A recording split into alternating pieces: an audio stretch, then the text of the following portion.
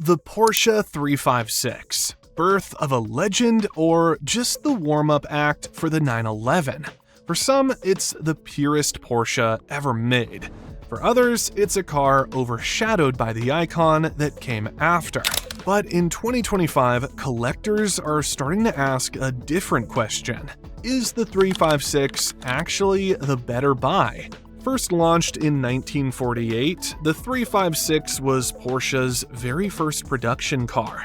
Lightweight, rear-engined, air-cooled, and unmistakably curvy. It weighed between 1,100 and 2,000 pounds, produced between 35 and 130 horsepower, and came in variants like the A, B, C, and the Speedster. It raced, it won, and it introduced the design DNA that the brand still carries today.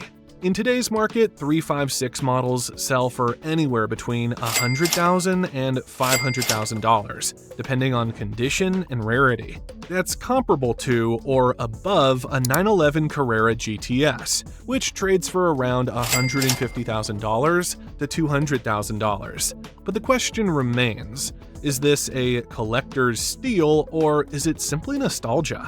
In the US, the 356 still turns heads at car shows, but is that enough to make it stand out against decades of 911 dominance? Love Porsche's roots? Subscribe and follow along and tell us 356 or 911. Every legacy starts somewhere. For Porsche, it began in a tiny garage in Gmünd, Austria, where Ferry Porsche, yes, the founder's son, took one look at the post-war car market and said, "We can do better." Armed with Volkswagen Beetle parts and a vision for something nimble and driver-focused, Ferry and his team built the first Porsche 356 in 1948. The car was small, light, and modestly powered, just 35 horsepower at first. But it didn't need to be fast. It needed to feel alive. Over time, the 356 evolved through the A, B, and C series. It gained disc brakes, more horsepower, and better handling, but it never lost its soul. The 356 Speedster, launched in 1954 to target the US market, became an instant icon. It was simple, low-slung, and so Spartan it didn't even have roll-up windows. Why? Because American buyers wanted affordable racing cool, and Porsche delivered. People didn't buy the 356 because it was flashy. They bought it because it felt like a secret only true drivers knew about. It wasn't about power, it was about balance, feedback, and flow. Even today, when you park a 356 next to a modern supercar, something happens. The curves speak, the charm works, and suddenly everyone forgets the horsepower. But the 356 wasn't just charming, it was competitive. And in the early 1950s, it found its second identity on the world's fastest tracks. By the early 1950s, the Porsche 356 had proven itself on the road, but Ferry Porsche had bigger plans. If the 356 was going to be taken seriously, it had to win, not just on mountain passes or country roads, but on the world's toughest racetracks. In 1951, that plan came to life. A 46 horsepower 356 SL took class victory at the 24 Hours of Le Mans. It wasn't the fastest car there, not even close, but it was light, reliable, and remarkably efficient. Where others broke, the 356 endured. It was Porsche's first taste of racing glory, and the world's first hint that this small car maker from Stuttgart was playing for keeps. The victories kept coming. In Mexico's brutal Carrera Panamericana, the 356 fought off American V8s and earned a reputation as a giant killer. That same race gave birth to the name Carrera, now proudly worn on the back of every modern 911. The 356 didn't win with brute force. It won with balance, smart engineering, and an ability to dance where others stumbled. Drivers praised its predictability. Mechanics loved its durability.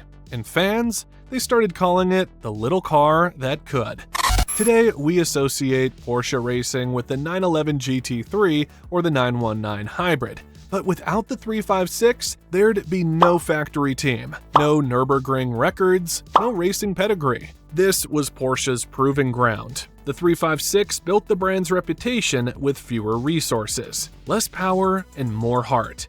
But racing was just one part of the story. What truly cements a legend in 2025 isn't just lap times, it's value. And that's where the 356 is making headlines again. Long before the Porsche 356 was an auction darling, it was a cultural symbol. Understated, stylish, and quietly powerful. In the 1950s and 60s, it wasn't unusual to spot a 356 parked outside a Hollywood studio or rumbling through Laurel Canyon. It wasn't the car you bought to show off. It was the car you bought if you knew what driving felt like. James Dean famously owned a 356 Speedster before moving on to his 550 Spider. Steve McQueen had one too, often seen carving through Mulholland Drive in between film shoots. Janis Joplin's 356 was famously hand-painted in swirling psychedelic colors, later selling for over $1.7 million. Not for its rarity, but for what it represented: freedom, individuality, and a different kind of cool. Even today, celebrities and collectors alike continue the legacy. Jerry Seinfeld's collection includes multiple 356s, and actor-racer Patrick Dempsey has called it one of the most honest cars he's ever driven. It's appeared in films, on album covers, and in driveways where taste mattered more than horsepower. What the Ferrari was to excess, the 356 was to essence.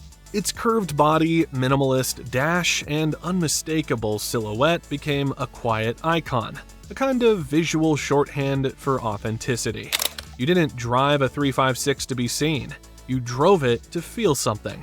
That emotional pull, the link between car, culture, and identity, is one reason 356 values are rising fast in 2025. You're not just buying a machine, you're buying into decades of passion, rebellion, and timeless design. And for collectors looking beyond numbers, that kind of legacy carries real weight. Now, let's talk about what that legacy is worth today. In 2025, the Porsche 356 isn't just a vintage Porsche. It's an appreciating asset with real heat in the collector market. According to Haggerty, values for well-kept 356 models continue to climb. A solid condition 356A now commands between $100,000 and $200,000. A pristine 356C can be found for around $80,000 to $150,000, depending on originality and mileage. But the Speedster, that's in a league of its own. Recent auction results show Speedsters consistently hitting $300,000 to $500,000, with rare models fetching even more. That's not just nostalgia, that's market confidence. Compare that to the modern 911 Carrera GTS. It might have more horsepower, better tech, and daily usability, but in terms of year-over-year appreciation, the 356 is growing faster, often at 7% to 10% annually, compared to the GTS's 5% to 7%. Owning a 356, however, requires care. Annual maintenance costs typically range from $3,000 to $5,000. Insurance runs between $1,500 and $2,500, depending on coverage. But here's the surprise: reliability is strong. With fewer electronics and simpler mechanics, the 356 has a 95% pass rate according to Porsche Club GB. Parts are available, knowledge is widespread, and because the car's systems are so analog, many owners learn to do basic maintenance themselves. The 356 isn't just collectible, it's livable, and that's what makes it so compelling in 2025. It offers appreciation potential, a tactile driving experience, and a badge that still turns heads without screaming for attention. But with rising values and rising hype, is it still Porsche's hidden gem, or are we watching the shadow of the 911 grow longer once again? The Porsche 356 doesn't shout, it doesn't chase lap records or dominate headlines, but it never had to. What it does better than almost any car before or since is connect. From the handmade aluminum Gemund coupes to the open-top speedsters cruising through California, the 356 has always been about one thing: the joy of driving. It's light, honest, and mechanical in the best possible way. With between 70 and 130 horsepower, it asks you to participate, not just pilot. In an age of carbon fiber and touchscreens, the 356 reminds us why Porsche exists in the first place. Yes, the 911 is faster, it's more powerful, it's the icon, the benchmark, the face of the brand. But the 356 was the foundation. Without it, there is no Porsche Motorsport, no GT3, no turbo, no legacy. And in 2025, as prices rise and values climb, the world is slowly rediscovering that this wasn't just the beginning. It was a statement.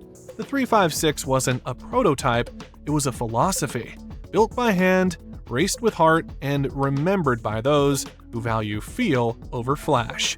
So what do you think? Is the Porsche 356 an underrated gem, a purist's treasure finally getting its due? Or is it destined to remain in the shadow of its younger, more famous sibling? Vote now in the comments. Gem or shadow? Hit subscribe for more stories from the archives of Porsche history. And if you're lucky, next time we might just uncover a forgotten 356 barn find. Because legends never really disappear, sometimes they just need to be driven again.